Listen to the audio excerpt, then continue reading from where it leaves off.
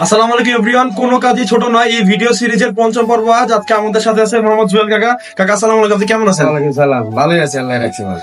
কাকা, আপনি দীর্ঘ কতদিন যাবত এই দর্জি পেশায় আছেন?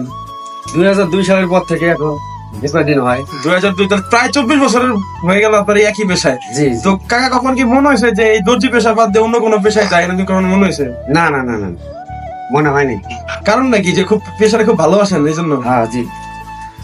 তো কাকা, এই যে দীর্ঘ 24 বছর ধরে একই পেশায় আছেন, তো বর্তমানে যে বাজার, এই বাজারে মানে আপনার যে এখান থেকে যে ইনকাম হয়, ইনকাম দিয়ে কি বর্তমান বাজারে চলা যায় কিনা যদি একটু বলতেন, বা মানে অসুবিধা হয় কিনা সেটা যদি বলতেন। অসুবিধা তো হয়, একটু চলার অসুবিধা হয়, ইনকাম সোর্স করার সময় একটু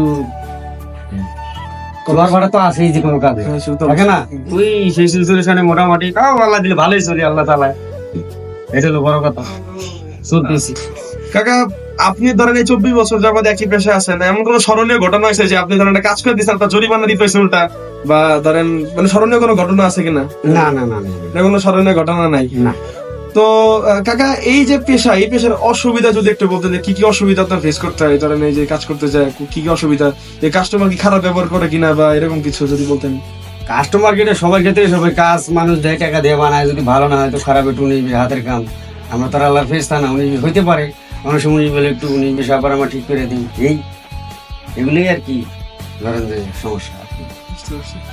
কাকা হচ্ছে ধরেন এই যে 24 বছর যাবত একই পেশায় আছেন, এখন ধরেন এমন তো কোনো ঘটনা আর কি আপনার নাই যে না। এই সামনে কোনো ঘটনা নাই আর কি? না না, এখনো হয় নাই, এখন বাকিটা আল্লাহ ভরসা। ভবিষ্যতে হইতে পারে। হইতে পারে, সেটা হলো পরে, যদি বর্তমান ভালো হয়ে আসি বা হয় নাই, এটাই আমি বলতে ইচ্ছুক। আচ্ছা কাকা, মানে ভবিষ্যতে কি অন্য কোনো পেশায় যাওয়ার চিন্তা ভাবনা আছে কিনা, নাকি এই মানে যতদিন আর ধরেন আল্লাহ হিদায়াত রাখবে? ভবিষ্যৎ বলতে কি আমি 2 সেকেন্ড ব্যবসার কথা করে মারাও যাইতে পারি, সেটা হলো পরে দিয়েছে, শুধু বর্তমান তো আমি এটা দিয়ে আছি, ঠিক না? এখন মানুষ তো 1 মিনিটের ভরসা নিয়ে আছে, সেটা পরেটা ডিসিশন যে কোনো মধ্যে চেঞ্জ হইতে পারে, মতামত হইতে পারে, আমি পুরালা ভাগে কি লেগেছে আমি তো বলতে পারবো, শুধু আমার কল্পনা তো নাই। দর্জি পেশায় আছেন, আপনার নিজের কি কোনো দোকান টোকান দেওয়া হয়েছে নাকি? ধরেন মানে অন্যদের না দিছিলাম, হ্যাঁ হ্যাঁ, দোকান দিছিলেন, তো ওইটা কন্টিনিউ করতে পারেন নাই? কন্টিনিউ করতে পারি, যে কোনো কারণে অ্যাক্সিডেন্টে আর কি অফ দিছি, দিয়ে আবার কাম করতেছি, কারিগরি করতেছি। বুঝতে পারছি। তো কাকা, এই 24 বছরের জীবন, তো এখানে তো অনেক উত্থান পতন হয়েছে, তো মানে অনেক সময় গেছে না যে অনেক খারাপ টাইম গেছে, তো কাজ টাজ কম ছিল, তো এরকম কোনো কাহিনী টাহিনী নাই আপনার? আছে আছে, এটা তো স্বাভাবিক। বা এটা একটু বলেন। এটা তো কমান। অনেক সময় দেখা যায় ঈদের সামনে কাজ ভালো, ঈদের পরে কাজ নাই, মাঝানের কাছে ঋণ হইতে হয়, বাবার কাজ করে শোধাইতে, এইগুলো তো থাকবেই। 22.5 প্রথমে তো বলবো যে জোয়ার ভাটা আসে, এটাই স্বাভাবিক।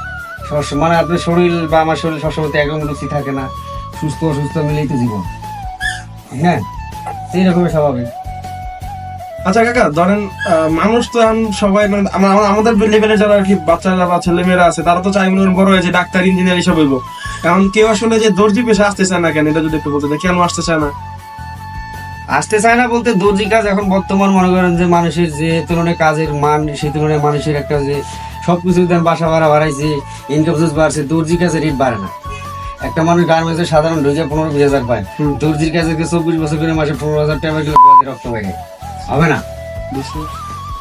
আসলে অনেক মানে এনে আসলেই মানুষের মনে করেন যে সব শেষ হয়ে যায়, ওই যে অমুকে বানায় তো আপনি বানাতে যান, বিভিন্ন উদাহরণ দেয় আর কি। বেকার এখন কিছু করার নাই, যেহেতু পেশা করে খাই, এখন আপনার সাথে পরিচয় এরকম স্বাভাবিক, এগুলো পেশা হয়েই থাকে।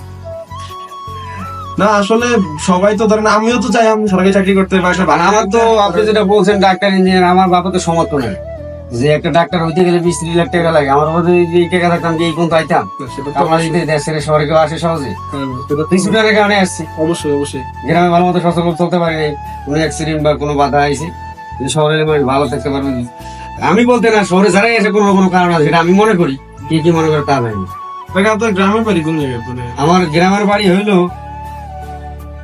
আমার জেলা হইলো দিনাজপুর, থানা পার্বতীপুর, গ্রাম হলো দাগলাগঞ্জ বাজার, মানে বাজারের নাম দাগলাগঞ্জ, ওই আশেপাশে গ্রাম তাজনগর। আপনি ঢাকায় আসছেন 2002 সালে নাকি? হ্যাঁ, ঢাকা 2002 সালে আসছি। ওইখান থেকে এসে একবারে যে দর্জি পেশায় নিয়োজিত। হ্যাঁ হ্যাঁ।